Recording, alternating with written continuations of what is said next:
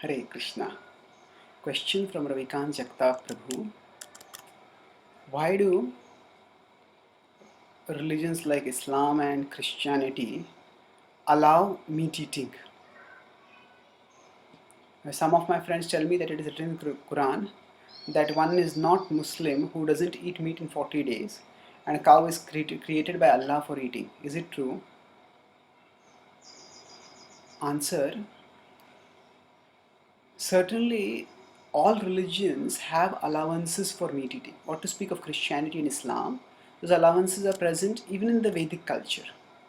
So that's why we have the rituals where yajnas are done, and when animals are killed, often their meat is eaten.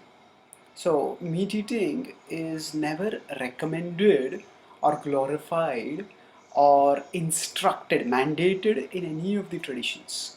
Certainly not in the Vedic tradition.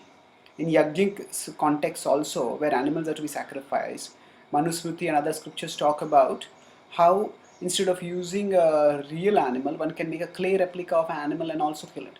So the point is that this general human propensity to want to eat meat, and that is allowed, but that is never mandated. Now, with respect to Christianity, I have answered separately the question about whether Jesus ate and whether he distributed fish. That was in an emergency, and it is only on one occasion. So he just made manifested one fish and then expanded it, and through it he satisfied everyone else. He did not open a slaughterhouse. So in an emergency, that is allowed in the Vedic culture also. That's called apad dharma. Now if we look at Islam, now some people say that actually it is our religious mandate to kill cows and it is essential for us, otherwise we will not be proper Muslims. Now from the sheer logistics perspective, there are so many countries in the world, say Malaysia, Indonesia, even many other countries in the Middle East, where there are not so many cows present that the Muslims can actually slaughter the cows and eat their meat. So are all the Muslims in all the parts of the world where there are no cows and the cows are not being slaughtered by them, are they not Muslims just because they're not killing cows? No, it is not at all true like that. In many ways, the cow killing was fueled by political power hungry people who wanted to use communal tensions for their own purposes. So certainly cow culling is not mandated. Now let's look at some references in the Quran to this end. In general, within the Quran, the overall tenor of the teachings is respect for all life. So, for example, in 24:41 Surah in the Quran, it said, "Seest thou not that it is Allah whose praise all beings in the heavens and on earth do celebrate, and the birds of the air with wings outspread? Each one knows its own mode of prayer and praise, and Allah knows well all that they do." So, here we see respect for animals. And then, in Bukhari, it is said that when Prophet was asked whether kindness to animals is rewarded in life hereafter, he said, "Yes, there is meritorious reward for kindness to every living creature." And then the Quran also in 6.38 says that it considers animals to be like human beings who have community. There's not an animal on earth, nor a bird that flies on its wings, but they are communities like you. And in the Muslim it is said that, "May Allah condemn the one who branded the animal." So the Holy Prophet, he saw a donkey branded on his face and he forbade that. So even animal baiting and blood sports, so in Abu Dawud and Tirmidhi, it is said that the Holy Prophet forbade the setting of animals to fight against each other. So like that, I have put a series of quotes over here, which are against caging and against vivisection. Vivisection means cutting of animals. So now, if we look at the overall tenor of the teachings, there is kindness which is being talked about. So now, is it compulsory to eat meat? And let's look at a place where the Quran says that actually meat eating is allowed, but there also it doesn't say it is mandated. So in Surah 6, 145 it is said, "I find not in the message received by me by inspiration any meat forbidden to be eaten by one who wishes to eat it." So meat is not forbidden, but it is not mandated. So the implication of the statement is that if somebody wants to eat it, if somebody wishes to eat it, that person is allowed. So now Muhammad was living in the deserted area at that time, and there was not much grains that could be grown in that area at that particular time, and that's why the meat eating was largely allowed. That was the way people were living, and that's the way he allowed people to live. Now, along with saying that meat is not forbidden, there is regulation indicated in various ways. For example, it is said that pig should not be killed. Now, it's not that Islam considers pig to be a particularly sacred animal that should not be killed. The point is that the whatever be the cultural specifics why pig is forbidden. The point is there is a restriction that this animal should not be eaten. So that restriction is indicative of the point that this whole thing is not necessarily something which is instructed.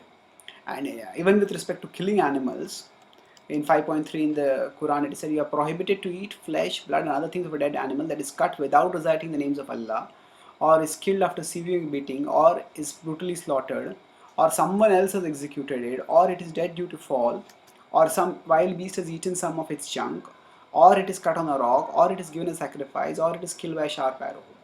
The Quran declares such meat of such animals to be prohibited. So there are various conditions. So now most Muslims today eat meat that comes from slaughterhouses. Either there will be big mechanized slaughterhouses or there will be individual slaughterhouses. So in very few, if any of these cases, the meat will be following the conditions which are given over here. So then there are two kinds of meat. There is halal and there is haram. There is meat which is allowed and halal, and there is not allowed, that is haram. So when the meat is not done cut according to these conditions, then it becomes haram meat. And haram meat, it is said that one will have to bear the consequences in the afterlife for that, even according to Quran. So that now while killing the animals, the process of sacrifice should be completed within 3 strokes of a knife, and the kalma has to be recited once while striking every time. And it is essential to move the knife around the neck without hitting any bones. The food that the animal had before the sacrifice should not come out, and there shouldn't be any noise before cutting the animal. And if any of the above isn't followed, the meat in the sacrifice becomes unlawful, it becomes haram. So if you look at all these conditions, all of them are basically representative of the point that meat eating should be conditional. That these are the times when meat eating can be done, and other times it cannot be done, it should not be done. So overall tenor of the teachings is, on one side, kindness towards animals. On the other side, along with kindness towards animals, there is also the restriction of meat eating by delineation of various conditions in which meat can be eaten. And in this way, the overall tenor is definitely not mandating or necessitating meat eating. It is towards regulating meat eating. So that allowance of meat eating is there because people are addicted to meat eating, and certain economic, socio-cultural circumstances may make meat eating essential. But that is by no means a religious obligation that people have to eat meat. So that is up to, and even most Islamic thinkers agree. There are many Islamic thinkers who also say that vegetarianism would be far more compatible with the overall teachings of Islam, and almost no Islamic teacher says that it's absolutely essential to eat meat, especially the person who is well read in the Quran. So overall, we shouldn't, when we talk with people of other religions like Islam, we don't want to get into a quotes war, because quotes are in many ways endlessly malleable. The quotes can be translated in different ways and they can be interpreted in different ways. The important point is that we are not here to debate what the teachings of the Quran are.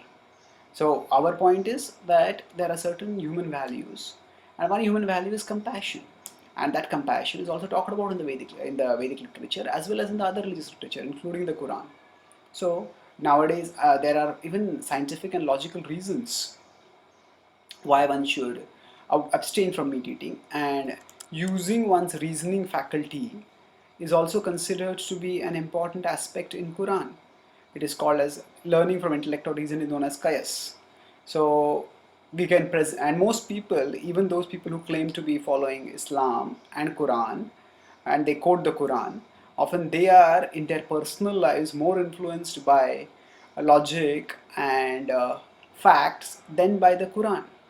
So those who are hardliners, they will never change, but those who are open-minded, we can at least tell them that vegetarianism is entirely compatible with the Quran, and it is in fact in many ways desirable according to the Quran. And from the point of view of logic, and there is an article which I have written on 4 reasons to turn towards vegetarian. It is help, eat to help the world. HELP is health, environment, livestock, and poverty. So you can show that article also to people who are considering this issue in an open-minded way, and help them to move towards a more enlightened mode of eating. Thank you. Hare Krishna.